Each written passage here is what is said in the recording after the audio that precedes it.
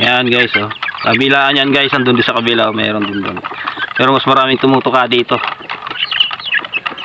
Nakakatuwa lang guys, no. Yan yung kwan guys, yung first batch ng maraming ano yan, maraming babae.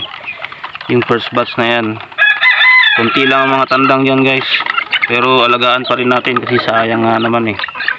Safe sila dyan guys sa kulungan na ginawa ko na yan. Gagawa pa nga ako ng maraming ganyan, siguro mga 4 pa. Kasi marami pa akong pasunod. Diba guys? Nakakatuwa pag may ganyan ka. Yun, nakikisalo yung tandang dun sa kabila. Tapos mayroon pang isa ron na nakawala, yung 3 months natin. Pinakawalan ko para makapag-exercise naman. Ando sa kabilang side. Yan guys. Ganyan lang ako magmanok dito guys sa amin guys. Simple lang. Hindi naman natin kailangan ng masyadong magarbo saka magandang kulungan. Tama na yung ganyan na ginawa ko lang. Yari lang yan sa steel matting guys. Yung steel matting na yan guys, scrap lang yan. Kumbaga nabili lang yan sa Kalakal. Buo pa kasi. Medyo nirepair ko lang ng konti. Tapos ginawa ko na siyang kulungan. Ayan o. 4 lang na tubay ito ang naging haligi niyan. Pinako ko lang yung steel matting dyan guys. Tapos ang bubong lang yan, kawayan, tapos nilagyan ko ng tacker. Yung bubong niya yan, oh. Papansin nyo, pan lang yan. Goma-goma lang yan. So, ganyan lang guys. Gaganda nila guys.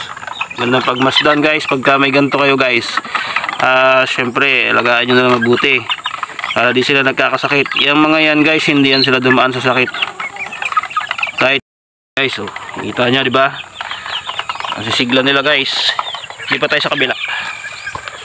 Tayo sa kabilang side. Ay, naubos na pala rito eh. Kaya pala wala nang kumakain. Naubos na pala nila guys. Ang ingay nitong isa na to yan. Pinakawalan ko siya guys at kon para makapag-exercise.